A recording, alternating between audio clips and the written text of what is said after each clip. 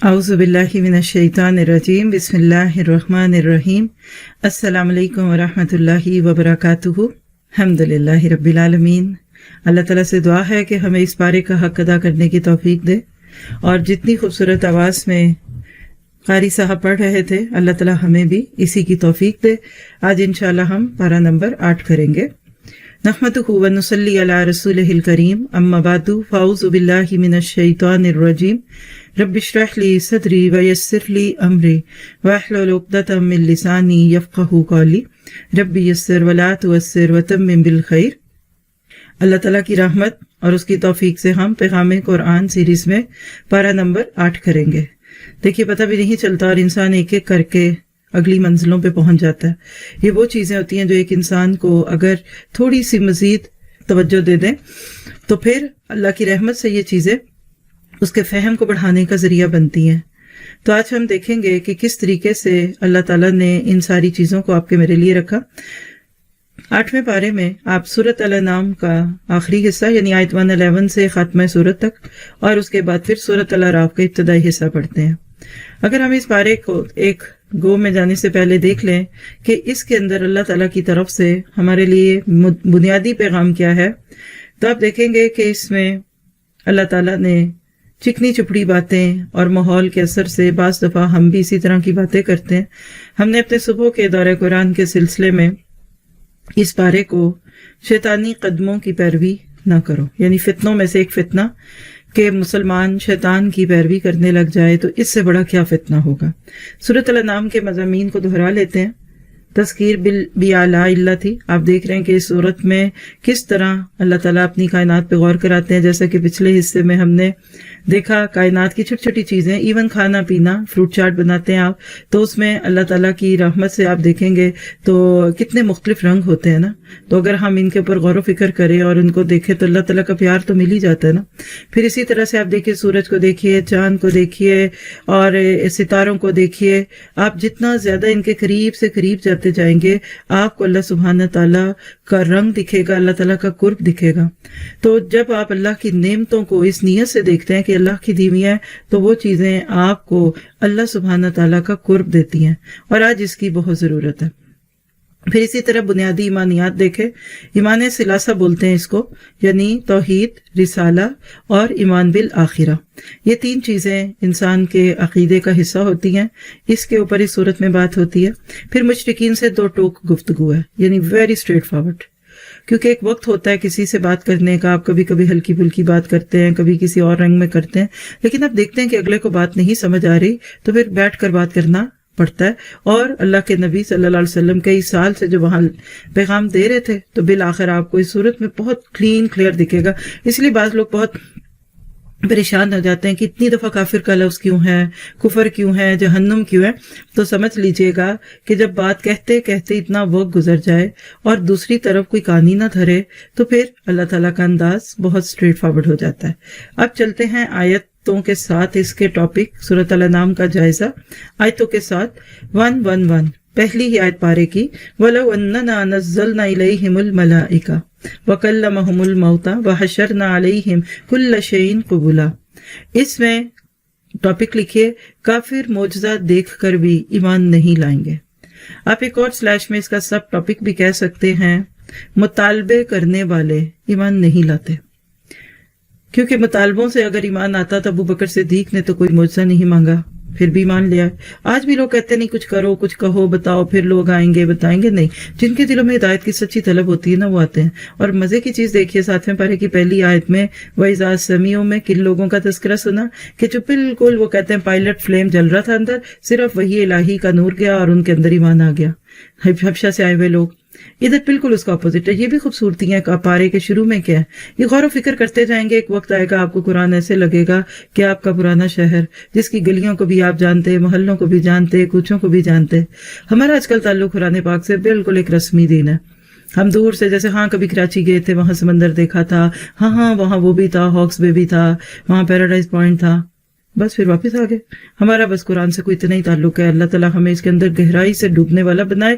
پھر یہ چیزیں آپ کو ایسے یاد رہتی ہیں جیسے بچے کے نام یاد رہتے ہیں۔ تو قرآن پاک میں یہ غور و خوض، یہ فکر، یہ آپ کے میرے फायदे की चीज है। फिर इसके बाद आयत नंबर 112 से 113, शयातीन खुशनुमा बातें धोखा देने के लिए सुझाते हैं, ये असल में ज़ुखरुफल कौल, यानी असल पे नकल करना, मैनिपुलेट करना भी इसका मानी आता है, और शुगर कोटेड बातें करना, जहर के ऊपर चीनी डाल के खिला दीजिए, कोई बड़ी बात नहीं, आप नकली चीज के ऊपर असली पानी डालें, सोने का करके बेचें, आज ये हो रहा है। आज उम्मत मुस्लिमा पे एक बहुत बड़ा फितना जो वो ये कि बातों के जाल है, मीडिया को देखिए, एडवर्टाइजमेंट कंपनियों को देखिए, बेकार चीजें खूबसूरत रैपर्स में डालकर बेची जाती हैं। आपको शायद अंदाजा हो कि जब सिगरेट आम किए जाने थे, शुरू में जिसने कभी सिगरेट बनाया, ये 19th सेंचुरी के शुरू की बातें, तो सिगरेट आम नहीं हुआ, लोगों ने, कौन लेगा अपने अंदर धुआं डाले, कोई डालता जहन्नम का धुआं, या कह लीजिए कि आप जाकर स्मोक को इनहेल करें। तो जो कंपनियां थी वो बैंकरप्ट होने लगी, बिल आखिर उन्होंने फिर जो तरकीब सोची, मशहूर लोगों को, जिसको आप मसादाकार, गुलकार, आर्टिस्ट, उनको हायर किया, उनके हाथों में सिगरेट पकड़ाए, फिर फिल्में बनाई, और लोगों ने जब अपने पसंद के लोगों को ये कुछ करते देखा, सिगरेट आम हो गया। तो ये भी ज़ुखरुफल कौल है, असली पे नकली, नकली पे असली। आप देखिए कि आज यही हो रहा है, जैसे आप कहते हैं ना, नक्कालों से होशियार रहिए, तो आज भी नकली दीन देने वाले बहुत सारे हैं, और बच्चों को चिप्स के नाम पे या कभी कभी कोई और अजीबोगरीब स्नैक्स के नाम पे बाज़ दफा बिल्कुल बेकार और सेहत के खिलाफ चीजें, सेहत को खराब करने वाली चीजें खिलाई जाती हैं। फिर इसी तरह आयत नंबर 114 से 115, सिर्फ माबूदे बरहक ही ने आदिलाना अहकामात नाजिल किए हैं या अता किए हैं, यानी इस दुनिया को अगर कोई अदल दे सकता है, औरत को औरत का हक, मर्द को मर्द का हक, तो वो कौन है? वतम्मत कलिमतु रब्बिका सिद्क़न व अदला। आज हम सारी दुनिया के इज़्म की बात करते हैं, कभी सोशलिज्म की बात करते हैं, कभी हम जमहूरियत के, डेमोक्रेसी की बात करते हैं। दुनिया में अमन चैन कब आएगा? जब अल्लाह के निज़ाम नाफिज होंगे। फिर आयत 116 to 17, अक्सरियत की पैरवी गुमराह कर देगी, क्योंकि वइन तो ती अक्सर अमन फिल अर्दी युदिल्लूका अन सबीलिल्लाह। हम कहते हैं मेजॉरिटीज अथॉरिटी, तो जमहूरियत कुछ भी नहीं है। एक अनपढ़ का और एक आलिम दीन का वोट जब एक ही जैसी हैसियत रखे, तो बताइए कि वहां फिर आगे जाके क्या होगा? बुनियादी आपने ऐसी डाल दी, तो बाकी चीजें तो फिर इससे आगे हैं। फिर 118 से 21, म्यारे हक शरीयत है, मौरूसी तस्वुरात नहीं। हमारे पास आज दिन मौरूस, आज के दौर में हम मुसलमानों के पास जो दीन है ना, ये मौरूसी है, विरासत में मिला हुआ, विरसे में मिला हुआ दीन है। हालांकि हक का म्यार ये नहीं है कि आपकी माँ क्या करती थी, आपकी दादी क्या करती थी, आपके दादा क्या थे। अरबों में जितनी बिदात थी, जिसका आगे सूरत अल-अनाम में जिक्र भी आने वाला है, ये अपने बाप दादा के नाम पे करते थे, कि शुरू से ही हमने अपने बाप दादा को यही करते देखा। तो याद रखिए, आप बाप परस्ती बहुत अच्छी है अगर बाप, माँ बाप और जो बड़े थे वो अल्लाह ताला के हुक्मों पे चल रहे थे, और उसका अपोजिट भी। फिर आयत 122 में, गफलत की जिंदगी बसर करने वाला मुर्दा है। अब अमन का नमई तनफाह यही ना हो, यानी यहाँ दिल की जिंदगी की बात है कि जब जिस्म बेकार होता है तो इंसान जिस्मानी तौर पे मर जाता है। इसी तरह जब जिस्म से रूह निकलती है तो इंसान एक मुर्दा कहलाता है। बिल्कुल इसी तरह जब हमारी रूह, हमारा दिल, यानी दिल में रूह रहती है, रूह मर गई तो दिल मर जाएगा, दिल मुर्दा दिल नहीं से जिंदा कर दोबारा। तो गफलत की जिंदगी से दिल मुर्दा होता है। कुरान का पानी देंगे, वही इलाही का नूर पड़ेगा, तो आपके मुर्दा दिल जिंदा होंगे। और इस मुर्दगी को दूर करने के लिए इसको कुरान के चश्मे के पास ले आइए। कुरान की बारिश बरसती है, आप उसके पीछे खड़े हो जाएं, नीचे खड़े हो जाएं, जब जैसे जिस तरह उससे फायदा उठा सकें। आप देखेंगे कि एक दिन आपका दिल, फिर उसके अंदर कॉम्प्ले उगेंगी, फिर उसमें ईमान का बीज पड़ेगा, और ऐसे ऐसे आपको पता ही नहीं चलेगा, और आप वजअलना लहू नूरन की कैफियत इख्तियार कर चुकी होंगी, जो यमशी बिही फिन्नास होगा। फिर इसी तरह से 123 से 124, बस्ती के सरदार बस्ती के मुजरिम बन जाते हैं, यानी जो बड़े लोग होते हैं। अक्सर अंबिया किराम की मुखालफत बड़े लोगों ने की, और हम बड़े लोगों के नाम के साथ जानते हैं, हाँ जी बड़े लोग हैं, अरे आज तो बड़े लोग आ गए। किसको कहते हैं? इन्फ्लुएंशियल्स, इन लीड्स, किसी माशरे की क्रीम ऑफ द सोसाइटी। तो अमूमन देखिए हक के रस्ते में इन्हीं लोगों को प्रॉब्लम आता है, क्योंकि इनको अगर हक मानना पड़ गया तो इनकी बहुत सारी चीजें बंद हो जाएंगी, इनके बिजनेस फ्लॉप हो जाएंगे, क्योंकि उसमें कई चीजें हैं जो अल्लाह ताला की नाफरमानी की आ गई। और इसी तरह से छोटे लोगों को क्या लगे, एक रेडी लगाने वाले को क्या लगे कि सूद क्या होता है और इसके अलावा इसकी बारीकियां क्या हैं। तो लिहाजा ऐसे लोग जब देखते हैं कि हक की आवाज बुलंद हो रही है तो कहते हैं इसको दबा दो, वरना हम तो बिल्कुल ही खत्म हो जाएंगे। फिर आयत 125 से 127 है, कौन हिदायत पर है और कौन गुमराही पे है। दुनिया में अल्लाह को तो ये पहले से ही पता है, लेकिन बंदों को पता चलेगा क़यामत के दिन। आज दुनिया में हक की बात करने वाले को लोग अक्सर बुनियाद परस्त और एक्सट्रीमिस्ट और इसी तरह के नाम देते हैं। तो अल्लाह ताला ने यहाँ तकाबुल कर दिया, फमन युरिदिल्लाहु यहदियहु यशरह सद्रहु लिल इस्लाम। फिर इसके बाद 128 से 129, इंसानों की अक्सरियत नाकाम होगी। सोच के दिल पे हाथ पड़ता है।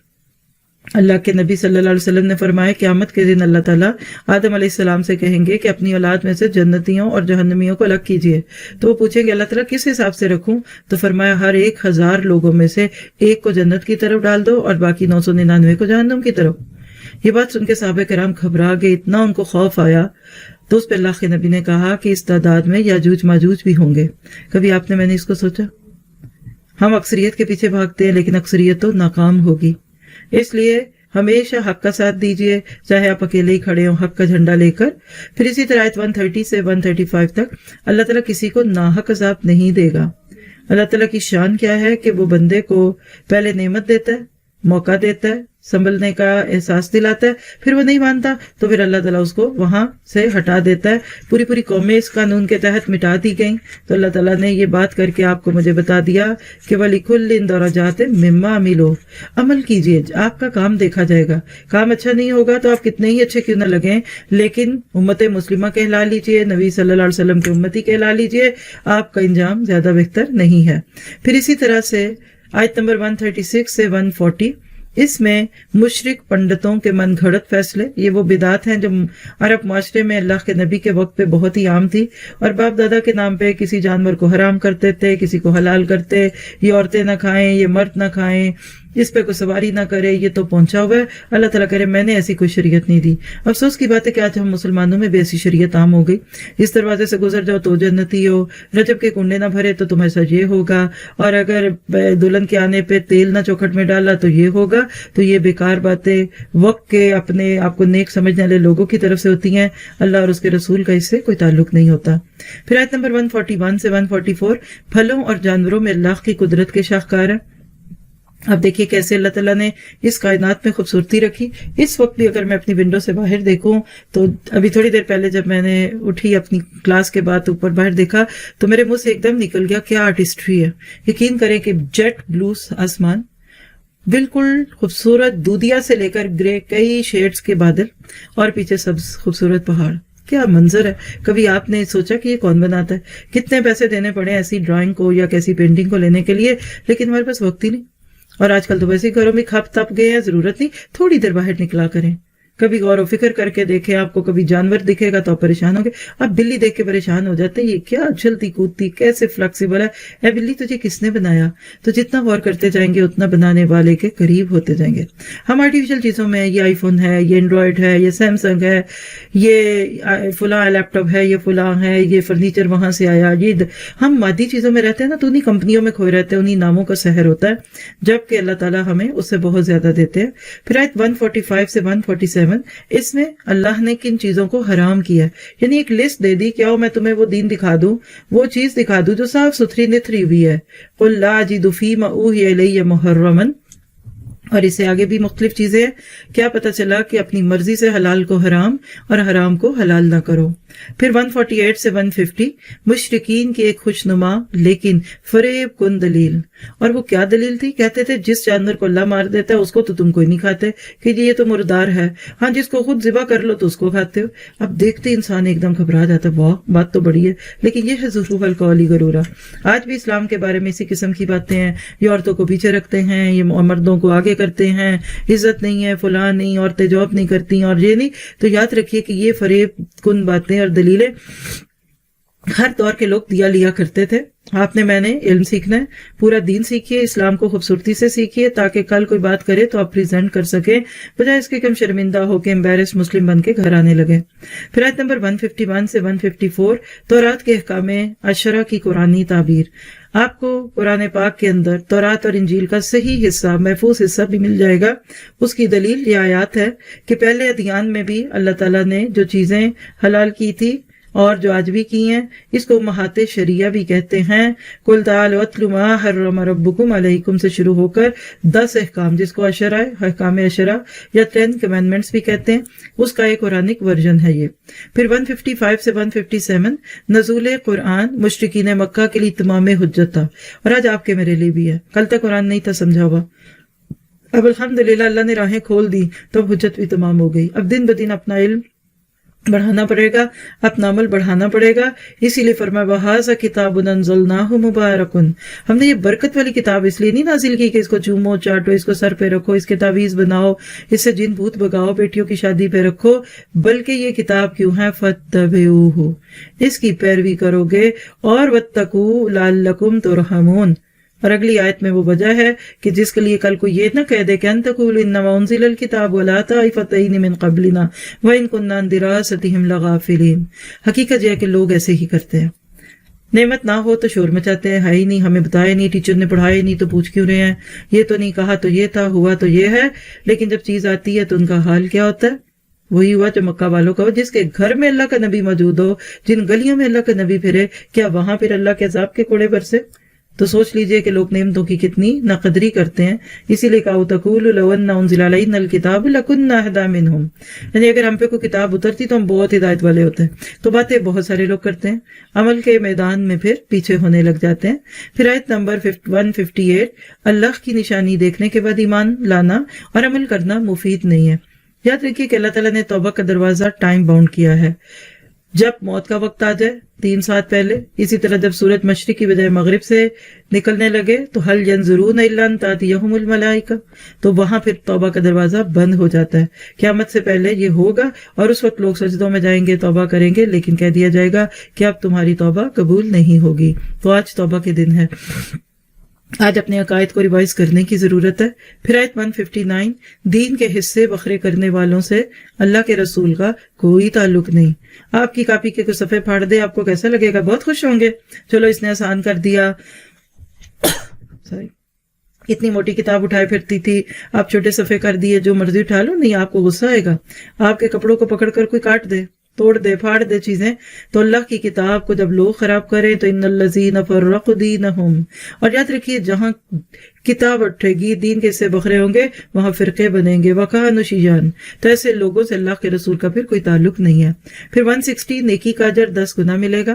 یعنی ایٹ لیسٹ جو فگر اللہ تعالیٰ کے ہاں چلتا ہے وہ 1/10 کا چلتا ہے. من جاء بالحسنۃ فلہ عشر امثالھا، معراج کے تحفوں میں سے یہ ایک تحفہ ہے. آپ ایک نماز پڑھتے ہیں، آپ کو 10 کا اجر ملتا ہے. اینڈ آف دا ڈے آپ کی 50 نمازیں کاؤنٹ ہوتی ہیں. تو کبھی ایک نماز چھٹ جائے، اللہ نہ کرے، تو یہ کہا کرے آج میری 10 چھٹ گئی، اور اگر ایک قضا ہو جائے تو آج میری 10 قضا ہو گئی. اور اسی طرح سے آیت 161 سے 163، صراط مستقیم کیا ہے؟ یعنی اب خاتمہ سورت کی آیات ہیں کہ جس میں اللہ تعالیٰ بڑے پیار سے بتاتے ہیں قُلْ إِنَّنِي هَدَانِي رَبِّي إِلَىٰ صِرَاطٍ مُسْتَقِيمٍ دِينًا قِيَمًا مِلَّةَ إِبْرَاهِيمَ حنیفا. اور ابراہیم کون تھے؟ وَمَا كَانَ مِنَ الْمُشْرِكِينَ. اللہ کرے کہ میں عربی میں ہی صرف آیتیں پڑھتی جاؤں اور آپ کو رب کا پیغام مل جائے. یقین کرے اس وقت یہ اردو بولنا مجھے اچھا تو نہیں لگ رہا، میرا دل کرتا ہے بس ہر آیت عربی میں پڑھوں، آپ کو ذرا سی اپنی ٹون سے بتاؤں، دیکھیں آپ کا رب اس میں آپ کو کیا پیغام دے رہا ہے، آپ کو کیا ہدایت دے رہا ہے. چلے آگے چلے. پھر دونوں زبانیں پڑھنی پڑتی ہیں، کبھی عربی کبھی اردو. لیکن میرے دل سے کوئی پوچھے تو میرا تو ڈریم ہے کہ میں عربی کا دورہ قرآن کراؤں، کیونکہ میرے سامنے وہ لوگ بیٹھے ہوں گے کہ جن کو عربی سے قرآن پاک سمجھ آ رہا ہوگا. اور اللہ تعالیٰ ہمیں اپنی زندگیاں کھپانے پہ لگا دے اس کتاب کے راز پانے کے اندر. پھر اس کے بعد آیت 164 سے 165 جو پارے سورت کی آخری آیت ہے کہ جس میں اللہ نے بتا دیا رب حقیقی اللہ ہی ہے. اگر اس کی قدر آ گئی، اس کو سمجھ گئے، تو پھر اس کا حق بھی ادا کرو گے.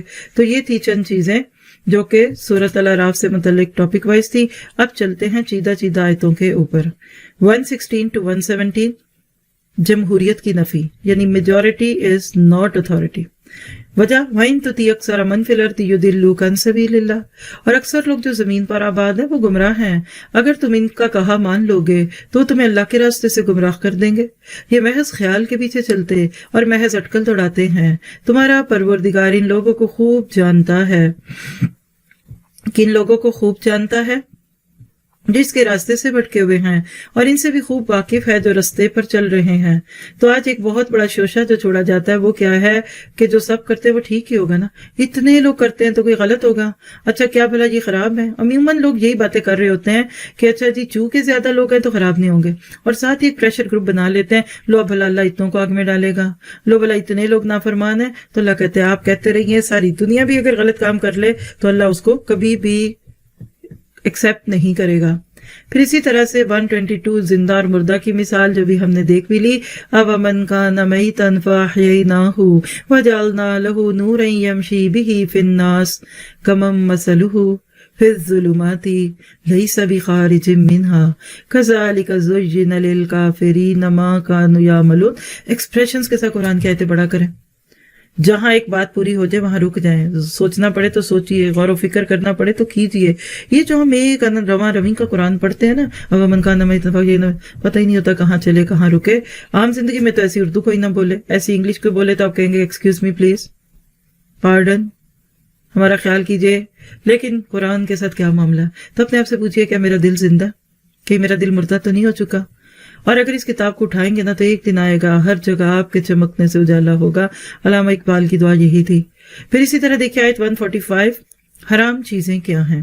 قُلْ لَا أَجِدُ فِي مَا أُوحِيَ إِلَيَّ مُحَرَّمًا، آپ کہہ دیجئے جو احکام مجھ پر نازل ہوئے ہیں ان میں سے کوئی چیز جسے کھانے والا کھائے حرام نہیں پاتا. یعنی میری شریعت میں تو یہ سب کچھ حرام نہیں جو تم کہتے ہو. حام کو، وسیلہ کو، صاحبہ کو، یہ ان کے اپنے جانور تھے، ان کے نام رکھے ہوئے تھے. بس ایک اونٹ سے اگر 10 بچے کسی مادہ سے جن لیے جاتے تو کہتے یہ اونٹ بہت بہت بزرگ ہو گیا، پہنچا ہوا ہو گیا. اس کو جا کر اپنے بزرگوں اور اپنے بتوں کے نام پہ چھوڑ دیتے تھے اور اس کو حام کہتے تھے. اللہ تعالیٰ کہتے یہ سب تمہاری خود ساختہ بدعت ہے. اصل بات کیا ہے کہ اس دین میں کیا حرام ہے سوائے اس کے کہ وہ مردہ ہوا جانور ہو، وہ مرا ہوا جانور ہو، یا بہتا ہوا خون، یا سور کا گوشت، یا کہ یہ سب ناپاک ہیں، یا کوئی گناہ کی چیز ہو کہ اس پر اللہ کے سوا کسی اور کا نام لیا گیا ہو. اور اگر کوئی مجبور ہو جائے لیکن نہ تو نافرمانی کرے اور نہ حد سے باہر نکل جائے تو تمہارا پروردگار بخشنے والا مہربان ہے. اللہ اکبر. اللہ تعالیٰ میں شریعت کا تابع کر دے. پھر آیت 151 معاشرتی ہدایات، یعنی کسی بھی معاشرے میں رہتے ہوئے انسانوں کو انسانوں کے ساتھ کیسے جینا ہے. قُلْ تَعَالُوا أَتْلُ مَا حَرَّمَ رَبُّكُمْ عَلَيْكُمْ أَلَّا تُشْرِكُوا بِهِ شَيْئًا وَبِالْوَالِدَيْنِ إِحْسَانًا. کہہ دیجئے کہ آؤ میں تمہیں وہ چیزیں پڑھ کر سناؤں جو تمہارے پروردگار نے تم پر حرام کر دی ہیں، کہ کسی چیز کو اس کا شریک نہ بنانا، اور ماں باپ سے بدسلوکی نہ کرنا بلکہ اچھا سلوک کرتے رہنا، اور ناداری کے اندیشے سے اپنی اولاد کو قتل نہ کرنا، کیونکہ تم کو اور ان کو ہم ہی رزق دیتے ہیں. اور بے حیائی کے کام ظاہر ہوں یا پوشیدہ ان کے پاس نہ پھٹکنا، اور کسی جان والے کو جس کے قتل کو اللہ نے حرام کر دیا ہے قتل نہ کرنا مگر جائز طور پر، یعنی جس کا شریعت حکم دے. اور ان باتوں کا وہ تمہیں ارشاد فرماتا ہے تاکہ تم سمجھو. اللہ کرے کہ ہم ان معاشرتی ہدایت پہ غور کریں. پھر آیت 152 میں بھی یہی موضوع ہے، معاشرتی ہدایات. وَلَا تَقْرَبُوا مَالَ الْيَتِيمِ، اور یتیم کے مال کے پاس بھی نہ جانا. برایا کے باطل طریقوں سے اس کا مال نہ کھا جاؤ مگر ایسے طریقے سے کہ بہت ہی پسندیدہ ہو، یہاں تک کہ وہ جوانی کو پہنچ جائے. اور ناپ تول انصاف کے ساتھ پوری کیا کرو. ہم کسی کو تکلیف نہیں دیتے مگر اس کی طاقت کے مطابق. اور جب کسی کی نسبت کوئی بات کہو تو انصاف سے کہو، گو وہ تمہارا رشتہ دار ہی ہو. اور اللہ کے عہد کو پورا کرو. ان باتوں کا اللہ تمہیں حکم دیتا ہے تاکہ تم نصیحت کرو. تو کیا پتہ چلا جس معاشرے میں یہ قوانین لاگو ہو جائیں گے وہاں سکون اور خوشیاں ہوں گی. اللہ تعالیٰ ہمیں وہ دن دکھائے کہ ہم اسلام کی بہاریں دیکھیں. آج تو لوگوں کو پستے دبتے ہوئے ہی دیکھا، لیکن جب آپ اللہ تعالیٰ کے اس دین کو دنیا سے روشناس کراتے ہیں، اس کو متعارف کراتے ہیں، اسلام کا خوبصورت روپ ان کو دکھتا ہے، تو اس میں بہت کشش ہے. ایک جملہ لکھ لیجئے، حق میں بہت کشش ہوتی ہے. بہت سارے لوگ کہتے ہیں ہمیں نوٹس دے دیجئے. آپ دیکھیے کہ آپ نمک مرچ چنے دال سبزی لے لیں تو پیٹ بھر جائے گا. اس کو کھلانا بھی سیکھیے، اس کو پلانا بھی سیکھیے. اور جو چیز آپ کو بنی بنائی مل جائے اگر آپ وہی دوسروں سے شیئر کر لیتے ہیں تو آپ کو کیا فائدہ ہوتا ہے؟ صرف کاپیوں کے صفحے نہیں جاتے، پھر وہ جذبات بھی جاتے ہیں. اور یاد رکھیے ہر چیز کی ایک تاثیر ہوتی ہے، ایک جذبیت ہوتی ہے. اور وہ کام کیجئے جو کسی نے نہ کیا ہو، اور پھر انشاءاللہ آپ دیکھیں گے کہ اس کتاب کا تو مزاج بھی ایسا ہی ہے. اور پھر 162 مقصد زندگی. قل ان صلاتی و نسکی و محیایا و مماتی للہ رب العالمین. کہہ دیجئے کہ میری نماز اور میری عبادت، میرا جینا میرا مرنا، 4 چیزیں ہیں. اپنے ارد گرد یہ 4 چیزوں کا ایک حصار قائم کر لیجئے. تو آپ دیکھیے گا جب سب رب العالمین کے لیے ہوگا تو آپ بھی کہیں گے انی للہ. لوگ تو بعد میں کہیں گے انا للہ. آپ کے مرنے پہ آپ اپنی زندگی میں خود کو اللہ کا کہیں گے. اور جب انسان کی زندگی میں یہ وقت آتا ہے نا، اس کے بعد جینے کا مزہ آتا ہے. کسی نے ایسی نہیں بات کہتی تھی جو ہم نے بچپن سے سنی ہوئی ہے کہ زندگی بے بندگی شرمندگی. ہائے بغیر بندگی کے جو زندگی ہے کل اس پہ شرمندہ ہی ہوں گے. یہ باتیں نچوڑ ہوتا ہے بڑوں کا. تو آج کے بعد اپنی زندگی کو زندگی دینے والے کے نام لگائیے. اور اس طرح سے پھر سورۃ الاعراف شروع ہوتی ہے. ہر خوبصورت سورت کے اینڈ پہ جب دل اداس ہوتا ہے تو ساتھ ہی اللہ اس کو خوش کر دیتے ہیں. کیسے ایک اور نئی صورت لا کر، تو پہلی صورتوں کی طرح دیکھیں گے پہلے سورۃ الاعراف کے مضامین کا تجزیہ، پھر اس کی آیتوں کا تجزیہ، تاکہ ہمیں ایک بگ سنیریو میں ایک بگ پکچر جس کو زوم ان اور زوم آؤٹ کہہ سکتے ہیں، ہمیں ایک اوور ویو بھی دکھ جائے اور کلوز سرکٹ بھی دکھے، آپ کو لانگ ٹرم اس صورت کا ہدف اور اس کا گول اور میسج بھی سمجھ آ جائے اور اس کا شارٹ ٹرم بھی سمجھ آ جائے۔ تو پہلی 10 آیتیں صورت مبارکہ کے مضامین کا اشاریہ ہیں، جیسے کسی بھی بک کے شروع میں انڈیکس پیپر ہوتا ہے، انڈیکس ہوتا ہے۔ پھر 11 سے 35 میں ازل کا بیان ہے اور 36 سے 58 میں ابد کا بیان ہے۔ سچ بتائیے کتنی دفعہ سورۃ الاعراف پڑھی؟ کبھی آپ نے غور کیا ان چیزوں پہ؟ ازلی کیا ہے اور ابدی کیا ہے ابھی آپ دیکھ لیں گے۔ ازل ابد کا نام تو ہمیں پتہ ہے، ازل شروع سے اور ابد آخر تک۔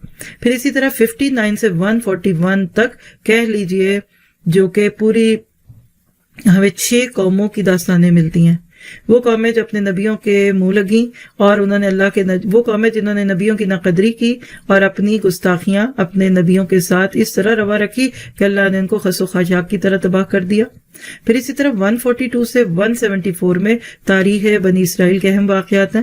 سورۃ بقرہ کے بعد جہاں دوبارہ آپ کو قدر تفصیل سے بنی اسرائیل کے واقعات ملتے ہیں۔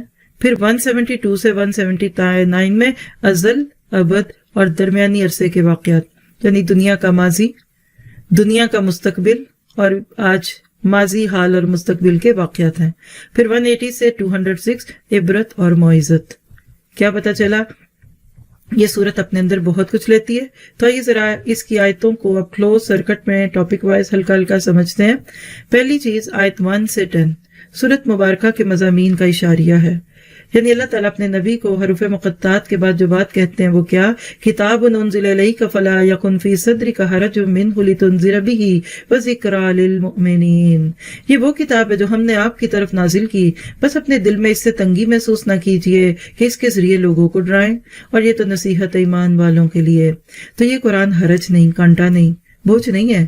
نہیں دل کرتا مت سنیے، لیکن اس کو بوجھ نہ سمجھیے، کیونکہ یہ کتاب تو حقیقت میں انسان کی آنکھیں کھول دیتی ہے۔ تو کرنا کیا؟ اتبعوا ما انزل الیکم من ربکم، پیروی کیجیے جو اللہ نے اتارا، لوگوں کی باتوں پہ مت آئیے۔ ولا تتبعوا من دونہ اولیاء، لوگوں کے کلچر، لوگوں کے طریقے، لوگوں کے فیشن، ان کے ماڈلز کو ریجیکٹ کیجیے اور اللہ کے دیے ہوئے لائف سٹائل کو قبول کیجیے۔ لیکن قلیلا ما تذکرون، تھوڑے ہیں اور تھوڑی ہے جو تم نصیحت لیتے ہو یا لوگ لیتے ہیں۔ اور اسی میں پھر پچھلی قوموں کی تباہی کا ذکر ہے۔ یقین کریں یہ پہلا رکوع صرف آپ سن لیں، بلکہ اس میں ایک آیت جو آ رہی ہے والوزن یومئذ الحق فمن ثقلت موازینہ فاولئک هم المفلحون۔ پھر آیت 11 سے 25 میں قصہ آدم اور ابلیس ہے، پیچھے بھی آیا، اب یہاں دوبارہ قدر تفصیل سے ہے۔ آیت 26 سے 28 میں لباس میں تقوی اختیار کرو، پہلی دفعہ یہاں بات ہو رہی ہے، انشاءاللہ ہدایات میں اس کے اوپر تھوڑی سی بات ہوگی آج۔ پھر آیت 29 سے 29 to 30 اللہ تعالیٰ عدل کا حکم دیتا ہے، یعنی we have a balance religion, دین کے نام پہ ایکسٹریمزم کا شکار نہ ہو جاؤ۔ آیت 31 سے 32 حلال اشیاء کو حرام سمجھ لینا زہد نہیں ہے۔ بعض لوگ تقوی کا خود ساختہ معیار کر کے اللہ کی جائز قرار دی گئی چیزوں کو بھی اپنے اوپر ناجائز کرتے ہیں، پھر ایک بورنگ سا دین پیش کرتے ہیں، بوجھل، اور لوگ تو کہتے ہیں باجی بڑی نیک ہے اور انکل جی بڑے نیک ہیں، لیکن ہم اتنے نیک ہو نہیں سکتے، وہ چھٹی لے لیتے ہیں اور آپ اکیلے کے اکیلے اپنے دین کو لے کر دوسروں میں نمایاں ہوتے ہیں۔ ہمارا دین ایسا نہیں ہے۔ آپ دیکھیے روم ٹیمپریچر سب سے اچھا ہوتا ہے، بہت سردی ہوگی تو ٹھٹریں گے، بہت گرمی ہوگی تو پسینے آئیں گے۔ تو دین کے نام پہ نہ تو بہت ٹھنڈے ہوں کہ فرائض اور واجبات اور سنتوں اور معاملات اور اخلاقیات اور عقائد کو بالکل ہی پیچھے ڈال دیں، اور دوسری طرف یہ کہ اتنے ایکسٹریم پہ چلے جائیں کہ لوگ کہیں کہ آپ ناقابل تسخیر ہیں۔ اللہ کے نبی کو فالو کر لیجیے، آپ بیلنس دین پہ آئیں گے۔ آپ کھاتے بھی تھے، روزے بھی رکھتے تھے، شادیاں بھی کی، اور آپ سوتے بھی تھے، اور اسی طرح کی آپ کی زندگی سنتوں میں رنگ جائے گی۔ تو انشاءاللہ آپ کے ساتھ رہنے والے دیکھیں گے کہ یہ کوئی ایسا طرز زندگی تو نہیں ہے جو ہم نہیں اڈاپٹ کر سکتے، اور ایسا دین لوگوں کو دکھائیے جس میں ایکسٹریم نہ ہو۔ ہم جب اس کی انٹینسٹی بڑھا دیتے ہیں تو کچھ تو پھر نکل جاتے ہیں دین سے ہی کہ توبہ توبہ، ہم سے یہ نہیں ہوتا، اور کچھ پھر تھوڑے سے جو آگے آتے ہیں پھر وہ اپنے آپ کو سب سے اچھا سمجھتے ہیں، اور پھر بہت ساری اور خرابیاں آنے لگتی ہیں۔ آیت 33 ہے بے حیائی حرام ہے، خواہ ظاہر ہو یا پوشیدہ۔ یعنی کوئی کھلے کمروں میں، کھلی جگہوں پہ، پارٹیز میں، شادیوں میں، نائٹ کلبوں میں جا کر برے کام کرے، یا اپنے کمرے میں چھپ کر کوئی کام کرے یا دیکھے یا سنے، سب بہرحال حرام ہے۔ تو آنکھوں کو دیکھیے، کل قیامت کے دن ایک ایک چیز کا سوال ہوگا۔ آپ کی چھوٹی سی اسکرین جو آپ کے ہاتھ میں رہتی ہے، قیامت کے دن یہ آپ کا نامہ اعمال بن جائے گی، اور جو اس سے دیکھتے تھے، سنتے تھے، بولتے تھے، وہ ہوگا۔ ساتھ والے کو پتہ نہ چلے، ماں کو پتہ نہ چلے، باپ کو نہ، شوہر کو، بیوی کو، بچوں کو، یہ تو ممکن ہے، لیکن اللہ کو بہرحال آپ کی میری ایک ایک حرکت کی خبر ہوتی ہے۔ پھر آیت 34، ہر قوم پر زوال آئے گا۔ آج لاک ڈاؤن نے اس حقیقت کو کافی حد تک سمجھ آ دیا کہ جو بہت اونچے اچھل رہے تھے، آج وہ ذرا سے زمین پہ آنے لگے۔ اور حافظۃ الرافیہ، تو قیامت کے ناموں میں سے دو نام ہیں۔ اس دن کچھ اوپر چلے جائیں گے اور کچھ نیچے، پسے ہوئے لوگوں کو اس دن عزتیں مل جائیں گی، اور بڑے بڑے نام اس دن ڈوبنے لگیں گے۔ اور آیت 35 سے 36، وہی کی پیروی ہی میں بھلائی ہے۔ بس سیدھی سی زندگی کا اصول بنائیے کہ میرے لیے ایک لائن آف ایکشن اللہ نے دی ہے، دیٹس اٹ، مجھے اس کے ادھر نہیں دیکھنا۔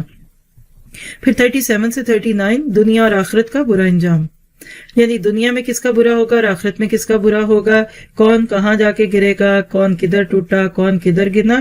ان الذین کذبوا بآیاتنا واستکبروا عنہا لا تفتح لهم ابواب السماء ولا يدخلون الجنہ۔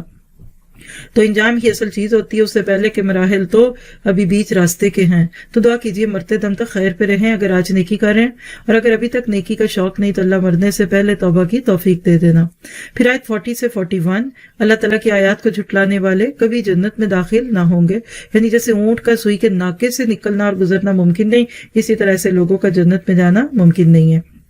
پھر آیت 42 سے 43، جنت عمل کی وجہ سے عطا کی جائے گی، خواہشوں پہ نہیں، تمناؤں پہ نہیں، آرزوؤں پہ نہیں۔ والذین آمنوا وعملوا الصالحات لا نکلف نفسا الا وسعها، تو عمل سے زندگی بنتی ہے، جنت بھی جہنم بھی۔ آج عمل کیجئے، کل اللہ آپ کو جنت میں لے جائے گا۔ آیت 44 سے 45، اہل جنت کی اہل جہنم سے گفتگو، کیا وہ سیٹلائٹ سسٹم ہوگا، کیا ریموٹ کنٹرول ہوگا؟ آج کے دور میں تو کوئی سوال بھی نہیں پوچھتا۔ ہم جب کبھی شروع میں یہ پڑھتے تھے تو لوگ کہتے تھے کیسے ہوگا، تاریں کدھر ہوں گی، اچھا ٹی وی اسٹیشن پہ تو وہ ادھر ہے، ہم گھر بیٹھے ہیں، یہ سب کیا ہے؟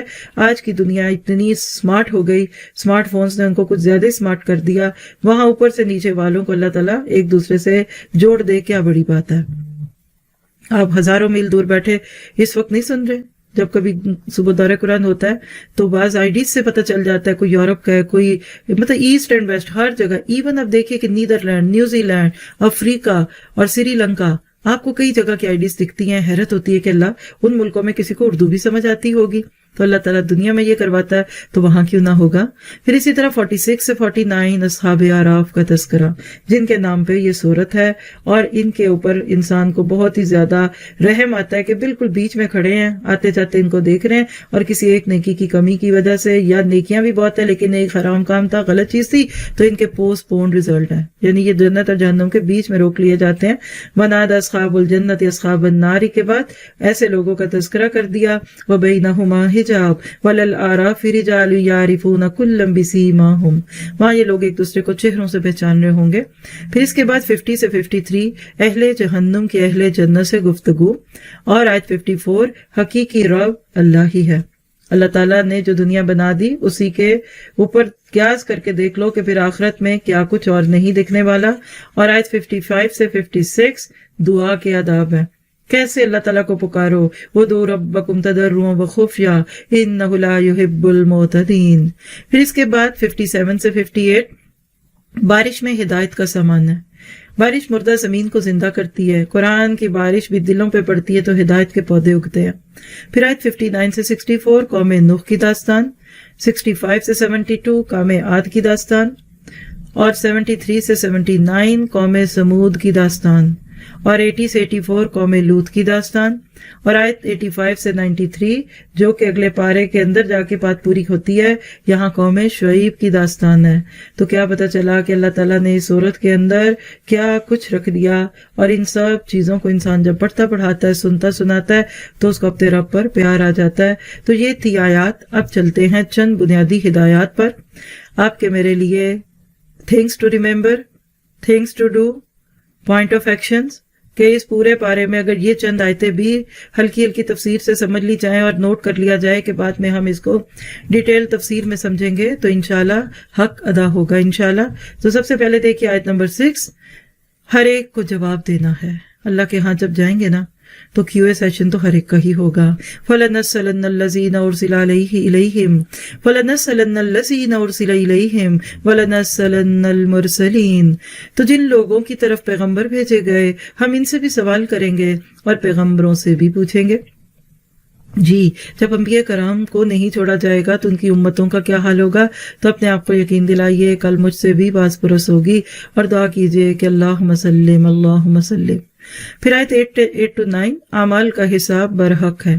والوزن یومئذ الحق فمن ثقلت موازینہ فاولئک هم المفلحون ومن خفت موازینہ فاولئک الذین خسروا انفسهم بما كانوا بآیاتنا یظلمون. اور اس روز اعمال کا وزن کیا جانا برحق ہے. تو جن لوگوں کے اعمال کے وزن بھاری ہوں گے وہ تو نجات پانے والے ہیں اور جن کے وزن ہلکے ہوں گے تو یہی لوگ ہیں جنہوں نے اپنے آپ کو خسارے میں ڈالا اس لیے کہ ہماری آیتوں کے بارے میں بے انصافی کرتے تھے. تو آج دنیا میں وہ کام ڈھونڈ کے کیجئے جس کا کل وزن ہو. کھوکھلی نیکیاں نہ کیجئے. آپ دیکھیے کہ ایک عورت کے پاس 5 تولے کا سیٹ ہے. کسی مجبوری کے وقت سوچتی ہے اس کو بیچ دوں, چلیے 50,000 کے حساب سے مجھے 2.5 لاکھ روپے مل جائے گا, 5 تولے کے پیسے لے کے آؤں گی. سنار کے پاس جاتا ہے, کیا اس کو 5 تولے کے پیسے ملتے ہیں؟ ہرگز نہیں. سب سے پہلے وہ ڈوری کاٹے گا, پھر نگینے نکالے گا, موتی لٹکے میں وہ نکالے گا, پھر کھوٹ نکالے گا, پھر پرانے نئے سونے کا وزن کر کے وہ اس کو 2.5 لاکھ نہیں وہ 1.5 لاکھ 1.5 ہی دے دے تو وہ بڑی بات ہے. قیامت کے دن ہمارے اعمال اسی طرح ٹھوک بجا کے دیکھے جائیں گے.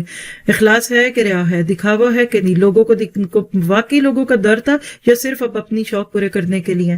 بس اب آپ تبلیغ بھی کر رہے ہوتے ہیں, یقین کریں آپ کو پتہ ہے کہ آپ سے اچھی بات کوئی کر سکتا ہے, آپ کہتے نہیں میں کروں گی, میں دوں گی.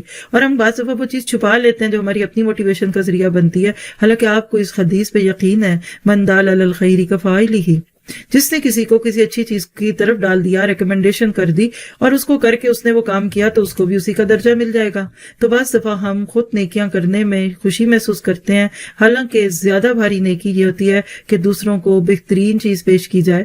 آپ دیکھیں اصلی نقلی کا فرق بھی تو ہوتا ہے نا. آپ قیامت کے دن اپنے نیکیاں لے کے جائیں گے, اس دن پتہ چلے گا کتنا کھوٹ تھا, کتنی ریا تھی, کتنا سیلف پریزنگ تھی اور کتنی غلطیاں تھی اور کتنے مسکنسیپشنز تھے. اور جب ہم اس طرح کی ادھوری چیزیں دوسروں کو دیتے ہیں تو لوگ بیچارے کہتے ہیں یہی سب کچھ ہے, تو گویا کہ ہم نے پھر ان کا معیار بھی ڈاؤن کر دیا. پھر اس کے بعد دیکھیے آیت 23 عاجزانہ دعا ہے. پہلی دعا جو انسانیت کو سکھائی گئی وہ مال کی نہیں تھی, دولت کی نہیں تھی, حسن کی نہیں تھی, بیٹے بیٹیوں کی اور گھروں کی نہیں تھی, بلکہ وہ توبہ کی دعا تھی. قال ربنا ظلمنا انفسنا وان لم تغفر لنا وترحمنا لنكونن من الخاسرین. دونوں عرض کرنے لگے پروردگار ہم نے اپنی جانوں پر ظلم کیا اور اگر تو ہمیں نہیں بخشے گا, ہم پر رحم نہیں کرے گا تو ہم تباہ ہو جائیں گے. تو نیت کیجئے کہ گناہوں پہ معافیاں مانگتے رہنا ہے چاہے دنیا سے جانے کا وقت بھی آ جائے. پھر آیت 26 میں لباس کی اہمیت. پہلی دفعہ خاص طور پہ یہاں لباس ایز اے ڈریس کوڈ آیا ہے. یاد رکھیے 3 جگہ قرآن پاک میں یہ ذکر ہے, سورۃ الاعراف جیسے کہ یہاں, پھر سورۃ نور اور اس کے بعد سورۃ الاحزاب میں. پہلی مسکنسیپشن دور کیجئے کہ لباس کا تعلق صرف عورتوں سے نہیں ہے, مردوں سے بھی ہے. دوسری بات ہے کہ گھر میں ایک عام عورت عورتوں میں رہ کر کیا پہن سکتی ہے اس کا ذکر یہاں ہے. گھر کے مردوں غیر محرموں کے بیچ میں باپ بھائی بیٹے کے ساتھ رہے گی تو کیا پہنے گی, وہ سورۃ نور میں. اور گھر سے نکلتے ہوئے دنیا کو دکھانے کے وقت باہر ایکسپوز ہوگی تو کیا کرے گی, اس کا ذکر سورۃ الاحزاب میں ہے. یا بنی آدم قد انزلنا علیکم لباسا یواری سوآتکم وریشا. 2 چیزیں ہیں اس میں لباس کے مقاصد میں سے. نمبر 1 یواری سوآتکم, ستر کو ڈھانکنا. ہر بندے کے جسم پہ کچھ عیب ہوتے ہیں جو دوسروں کو نہیں دکھانا چاہتا. اللہ نے کہا کپڑے پہن لو. جانور کپڑے نہیں پہنتے اور اگر پہنتے بھی ہیں تو اتنے ٹائٹ ہے, ان کی سکن ساتھ ہے کہ ان کا جسم ایک ایک جگہ سے دکھتا ہے. تو یواری سوآتکم کی 2 شرائط لکھ لیجئے, شفاف نہ ہو اور وصاف نہ ہو, یعنی سی تھرو نہ ہو اور آپ کے جسم کے وصف بیان کرنے والا نہ، یعنی ایلاسٹیسٹی نہ ہو، چپکے ہوئے پجامے، چپکی ہوئی شرٹس، پیچھے سے بیک کھلتی ہوئی نماز کے دوران، یہ کپڑے نہیں ہیں۔ اللہ چاہتا تو جانوروں کی طرح ہمیں بھی ایک اور کھال اوپر پہنا دیتا، چلو بھاگ جاؤ، اور وہ تو پہلے پہنی ہوئی ہے۔ تو لباس انسان کو جانوروں سے اوپر اٹھاتا ہے۔ جب ہم نے انسان کو جانوروں کی اولاد سمجھا تو پھر لباس تو پھر اتر گئے۔ دوسری چیز ہے ریشہ، خوبصورتی، نزاکت، کڑھائی، موتی، سلما، ستارہ۔ اسی طرح مرد ہے تو وہ اپنے لباس کو مردوں کے فیشن کے مطابق کچھ کرے تو کوئی حرج نہیں۔ اور وہ لباس و تقوی ذالک خیر، پرہیزگاری کا لباس سب سے اچھا، یہ اندر کا لباس ہے۔ ایکسپوز کرنے کا شوق نہ ہو، دکھاوا نہ ہو، نمود نہ ہو، ریا نہ ہو، اپنے لیے پہنیے، تحدیث نعمت کے لیے پہنیے، صدقہ جاریہ کے لیے پہنیے، کسی کی خوشی کے لیے پہنیے۔ لیکن اس کے علاوہ جلانے اور کڑانے کے لیے جو لوگ پہنتے ہیں، ذرا سے ان کے مائنڈ سیٹ کو دیکھیے تو کیا یہ اچھی بات ہے کہ کوئی جلے اور آپ خوش ہو؟ پھر اسی طرح 27 شیطانی حملے، یا بنی آدم لا یفتننکم الشیطان کما اخرج ابویکم من الجنہ، اے بنی آدم دیکھنا کہیں تمہیں شیطان بہکا نہ دے، جس طرح تمہارے ماں باپ کو بہکا کر جنت سے نکلوا دیا اور ان سے ان کے کپڑے اتروا دیے تاکہ ان کے ستر ان کو کھول کر دکھا دے، اور وہ اور اس کے بھائی تم کو ایسی جگہ سے دیکھتے ہیں جہاں سے تم ان کو نہیں دیکھ سکتے۔ ہم نے شیطانوں کو ان لوگوں کا رفیق کار بنا دیا جو ایمان نہیں رکھتے۔ تو شیطان کا حملہ ہمارے ماں باپ پر ہوا، پیٹ میں حرام ڈلوایا اور کپڑے اتار لیے۔ تو لکھ لیجئے، جہاں حرام ہوگا وہاں لباس تھوڑا ہوگا۔ لباس کا مختصر ہونا اس بات کی دلیل ہے کہ آپ حرام کے قریب اور اللہ سے دور ہیں۔ اور اسی طرح سے آیت 31 زینت اور کھانے پینے کے آداب، یا بنی آدم خذوا زینتکم عند کل مسجد وکلوا واشربوا ولا تسرفوا انہ لا یخلف المسرفین۔ حدیث کو اور نبی صلی اللہ علیہ وسلم کی بات کو لگ کر کے اگر اس آیت کو سنیں تو مراد ہے کہ نماز پڑھنے سے پہلے بیوٹی پارلر جاؤ اور میک اپ کراؤ اور اچھے اچھے کپڑے پہنو۔ حالانکہ اصل میں یہاں یہ نہیں ہے۔ جہاں عربوں کی اس عادت پہ تنقید ہے، برہنہ عبادت کرتے تھے، مادر ذات ننگے، حرم میں جاتے، طواف کرتے، حج اور عمرے کرتے اور کپڑے نہ پہنتے۔ کیوں؟ کہتے ان کپڑوں میں ہم نے گناہ کیے ہوئے ہیں، نیچرل ڈریس میں رہیں گے۔ نعوذ باللہ، شیطان یاد رکھیے یا تو مذہب کے نام پہ بے حیائی لاتا ہے یا کلچر کے نام پہ۔ تو ایسی چیزوں میں ان کو کہا کہ اسراف نہ کرو۔ یہ تمہیں اللہ نے یہ نہیں کہا کہ اب بالکل کپڑے نہ پہنو اور کھانے پینے میں بھی حد سے نہ بڑھو۔ پھر اسی طرح 132 آیت ہے، اصل نعمتیں کن کے لیے ہیں؟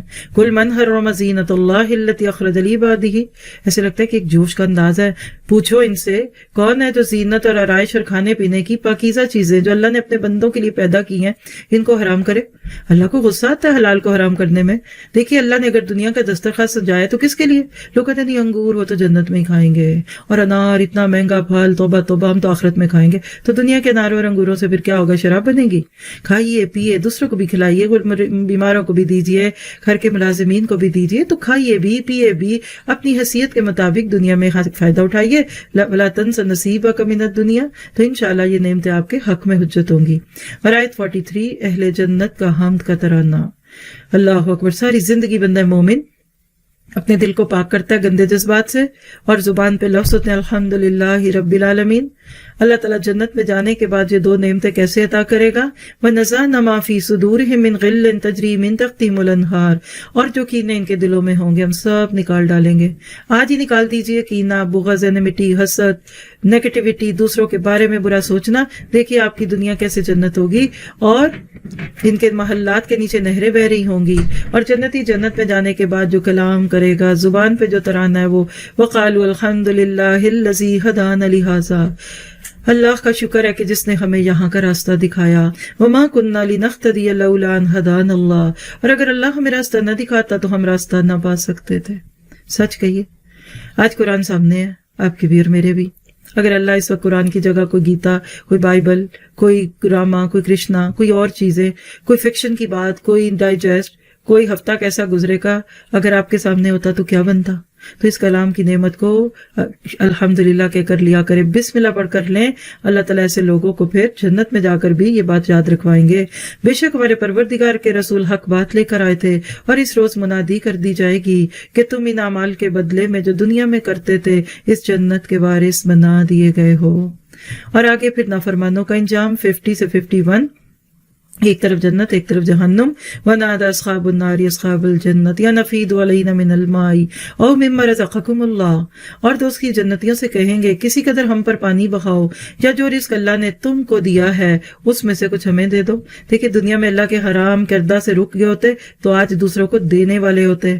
لیکن یہاں حرام سے رک نہ سکے، وہاں ان پر حلال نعمتیں حرام کر دی گئیں۔ اور یہ تھے کون سے لوگ؟ کافر کس کو کہا گیا؟ دیکھ لیجئے، ہائی لائٹ کر لیں، الذین اتخذوا دینہم لہوا ولعبا، وہ لوگ جنہوں نے دین کو کھیل تماشا بنا لیا۔ کیا یہ غیر مسلموں کی بات ہے کہ مسلمز کی؟ آج ہم اپنے دین کا کھیل تماشا بناتے ہیں، جھوم جھوم کے دین کو پیش کرتے ہیں اور لوگوں کو لوریاں دیتے ہیں، اور وغرتہم الحیات الدنیا، دنیا کی زندگی نے ان کو ڈبو دیا، دھوکوں میں پڑ گئے۔ فَالْيَوْمَ نَنْسَاهُمْ كَمَا نَسُوا لِقَاءَ يَوْمِهِمْ هَٰذَا، آج ہم بھی ان کو ایسے ہی بھول جائیں گے جیسے وہ ہمارے اس دن کی ملاقات کو بھولے ہوئے تھے۔ وَمَا كَانُوا بِآيَاتِنَا يَجْحَدُونَ، اور وہ ہماری آیتوں کے منکر ہو رہے تھے۔ اللہ اس برے انجام سے بچائے۔ اور پھر آج 55 سے 56 دعا کے آداب۔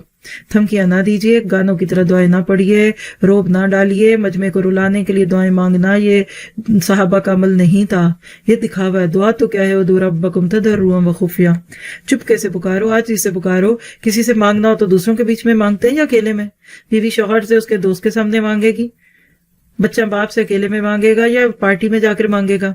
اللہ کے لیے کوئی مثال نہیں۔ بس دعا میں حد سے نہ گزریے، اور حد سے گزرنا کیا ہے کہ اللہ کے ساتھ کسی اور کو شریک کرنا، بیچ میں دوسروں کو ڈالنا، اور اس کی بہت ساری ڈیٹیلز آپ سن سکتے ہیں۔ اللہ سے دعا کرتے ہیں کہ ہمیں ہدایت دیتے۔ آج کی حدیث، جس نے قرآن کی طرف دعوت دی اسے سیدھے راستے کی ہدایت دے دی گئی، ترمذی کی روایت ہے۔ اللہ تعالیٰ ہمیں ایسے ہی لوگوں میں رکھے۔ سبحانک اللہم و بحمدک، اشہد ان لا الہ الا انت، استغفرک و اتوب الیک۔ السلام علیکم و رحمۃ اللہ۔